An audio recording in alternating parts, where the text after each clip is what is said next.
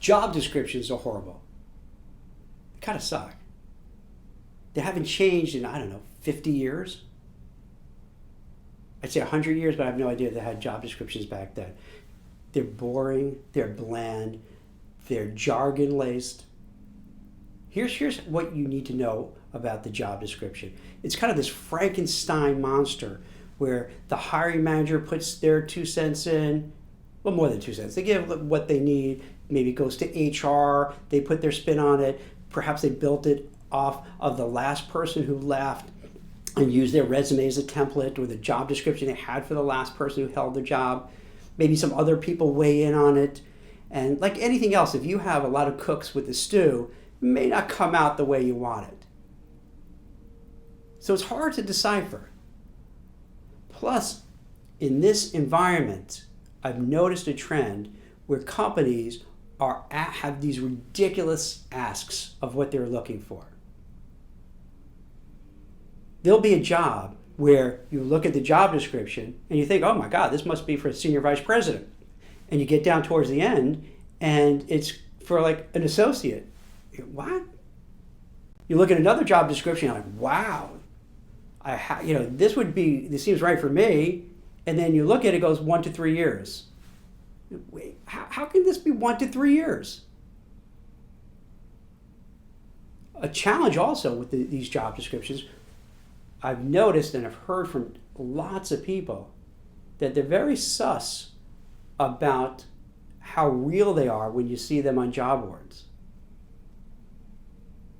I'm hearing a lot from job seekers, folks who are on the We Meet Up Facebook group, people who are part of Recruiter, others I see on LinkedIn and other sites who say, wait a minute, I saw this job 6 months ago. How is this listed now as a new job?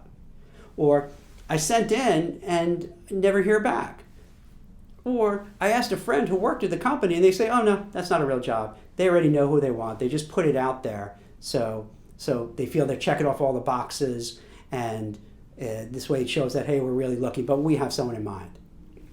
So the whole process is wrong, basically. There's also this big trend where companies, to save money, are trying to denigrate the job, bring it down so that they don't have to pay as much. So they want somebody with far less years of experience than what the job really requires to save money. This is what you're running up against. You're getting a job description that is old-fashioned, cobbled together most likely by different people, taking bits and pieces from old job descriptions relative to someone who held the job maybe 4 years ago without really updating much. And then you've got to figure out what to do. And then you got to also wonder online, is this real or not? Now, some of you might be going, oh, I was wondering why I kept sending out resumes and not hearing back. Because this job's probably not real. And now there's like, whew, okay, I get it now. For the job description, here's what you need to do. You got to look at what the real crux of what they're looking for is. There's a lot of fluff, there's a lot of jargon, corporate buzzwords, but you want to really see the essence. And in this market, there's a couple approaches you could take. I would suggest, from a time management perspective, is you want to maximize your time and really focus on the jobs you know you have a good chance of going for and getting it. So you want to look at it and really, now that I mentioned that it's not a perfect document by any stretch of the imagination, you don't have to worry about, do I have everything? Even though I said in an earlier session that you should have everything, but you don't want to obsess about it because the way they read the job description, it's tough to have it all. So you want to find out where you really have the most of it. You're playing the odds. You're gambling a little bit. And you're gambling with your time. So that if they ask for like 12, 20, let's say they're asking for 20 things, but you have 11 of them. But you have 11 strong ones. Those 11 are really the meat of it. It makes sense to go for it. If you only have 1 or 2, could you send it? Sure. But you're kind of spinning wheels. I'm going from the frame of reference, time is money. And if you're chasing all these different jobs that aren't appropriate, you're going to eat up a lot of your time. And it's not just the job description itself. So let's take an example. As I mentioned, you have 11 or 12 out of the 20 ingredients. It'd be nice if you had more. But you like the company, you like the job, you feel you could do the job. Then, instead of now sending out 30 other jobs, say, this is something I want. I love the company, like the job, I know I could do it, and I know a couple of people who work there. So what you do is you get in touch with the folks who work there that you know and say, hey, there's this job that was posted online. I'm great for it. Can you help me out? Who's the hiring manager? How can I get in front of them? Now, maybe they know, and they could kind of get your resume in front of that right person, and that can help you get an interview. Maybe the person you know knows someone who knows someone who knows someone, so it might take longer and get in front of them. So the time I would suggest is better spent seeing where you have the most in line with that job description. Then use the time to spot out who in that company do I know, who knows someone there, and find that person and get yourself in front of them. Because then you have an advocate championing your cause at the company. And you're not just a resume anymore. You're a human being. Not only are you a human being, but you're someone who's been pre-approved. At best case, if maybe you know 2 or 3, so imagine that 2 or 3 people separately go to the hiring manager or the HR person responsible for that job and says, hey, Jack is really good for that job. You should speak with him. And you hear from 3 different sources. So picture that. If you were hiring, and even if the candidate didn't have 20 out of the 20 or 21 out of the 20, but 3 separate people all said, oh, wow, they're great. I recommend them. I could vouch for them. What would you do? Of course you'd have a conversation. Now, you may ask them a little bit just to make sure, hey, what's your relationship with this person? So, of course, they may want to say, hey, what's your relationship with this person? How do you know? I want to make sure they're not getting kind of something's going on here. But that's okay. So the key is looking at the job description, understanding it's imperfect, but maximizing your time not to chase around everything. Another school of thought, and I see a lot of people do this, they just apply everywhere to everything. On LinkedIn, you have that easy apply. It's almost like they go boop, boop, boop, boop, boop, boop, boop, boop, boop, boop, applying everywhere. There's so many job boards, so many career sites, so it's easy to do. That's a strategy. I'm not a big fan of that because I think you spread yourself thin. So it's like an ocean that's miles long, but only like a quarter-inch deep. There's not a lot to it. There's not a lot of depth to it. So you're just skimming the surface and hoping for the best. I think a more practical thing would be to find where you have a better shot. The better shot is that you have the ingredients, you have the background, you have the education, you have everything there. Now, you're having a lot of what they're looking for, but also you have a secret. You know some people over there that you can kind of tap into. Does that make sense? Secondly, don't get discouraged.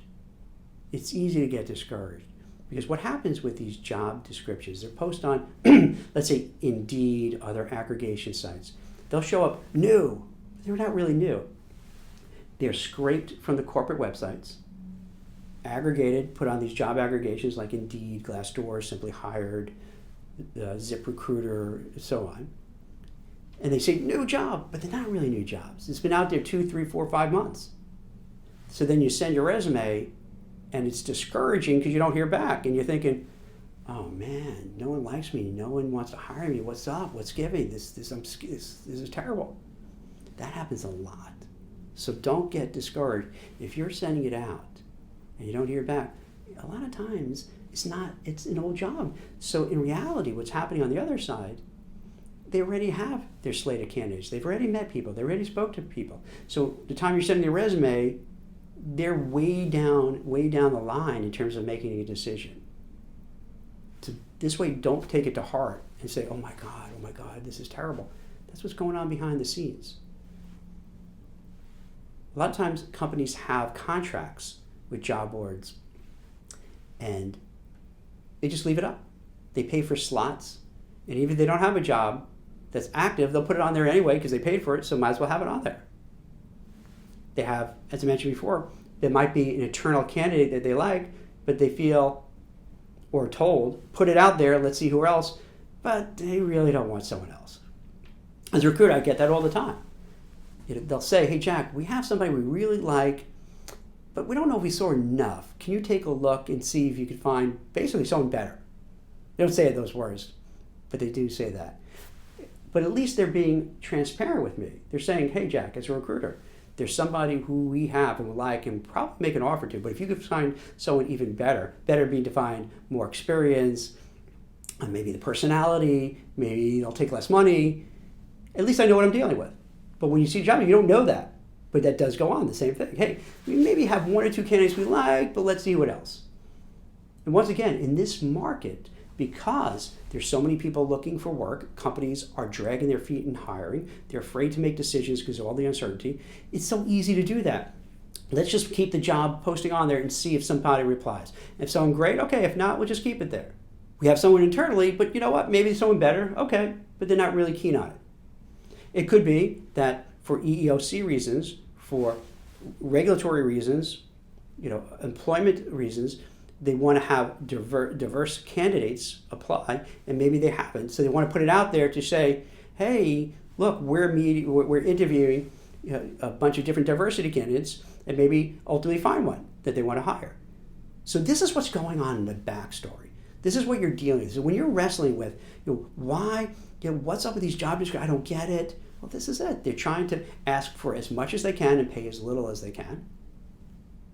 It's kind of cobbled together by a bunch of different people, so it's not that great. But to counter it, you want to find the ones that you do have the right experience for, and you can really sell yourself, and hopefully if you know and could find somebody who works in the company who could hook you up, that's a way to fight back against it. That's a way to empower yourself. And then keep in mind, as you're looking at these job descriptions online, take it with a grain of salt. For the reasons I mentioned before, they cannot be real. They already have somebody. They just keep it on there. They're just collecting resumes for the future. They may feel, hey, we're going to hire, 2 months from now, 3 months from now. So let's get all the resumes now. So we'll have it. So when we're ready to go, we have it already. This might help you feel a little bit relieved, because I know your ego gets hurt, understandably, when you apply, and you don't hear back. You're like, what gives? This is what's going on. This is what's going on behind the scenes. So it's not you. It's not that you're doing anything wrong. It's not that they don't like you. You're fighting back against a job description that they want the world, that don't want to really pay a whole lot for it, that is cobbled together and it's not a perfect document, that a lot of times when they're listed online, they may not be very active. But all that being said, and this is a running theme I've mentioned, and I know you're going to get tired of hearing it, you have to play the game. You can't just pretend it's not what it is. These companies are kind of in the driver's seat for now, but it changes. It always changes. There are times I've seen it recruiting where the candidates had the upper hand. So what would happen, I would have candidates come and say, hey Jack, I have an offer with this, with Lehman Brothers and Merrill Lynch, and I have something pending at Goldman Sachs. Why should I go to this other one? What are they going to do for me? So they wouldn't even want to sell themselves. They're just like, hey, I have all this stuff. If you could get better, okay. It changes. It flips around. Certain industries are probably like that right now. That's really hot. They need certain people that are in demand. I'm talking about what happens for the most part, because that's the ones who need help. If you have the background experience in an area that's super hot and everything's great, you probably don't need this advice. You're like, who cares? But if you're kind of a regular person who's wrestling with this insane world, you need as much advice, insider information as possible. So don't beat yourself up. Don't get depressed. Don't get discouraged when you're sending out resumes and not hearing back. This is kind of this and other things are what's happening behind the scenes, and it's not you. So to sum it up, take it with a grain of salt. Understand it's not a perfect document. There are other things happening that when you send your resume, you're not hearing back that are out of your control. But the key is find the ones that you really fit. You have the background, you have the experience, you have the criteria, you have the academic background, and that you have a better shot of getting it. And if you could find someone internally to make the case for you. That's a good way to spend your time appropriately managing it to get the best bang for the buck. Thanks.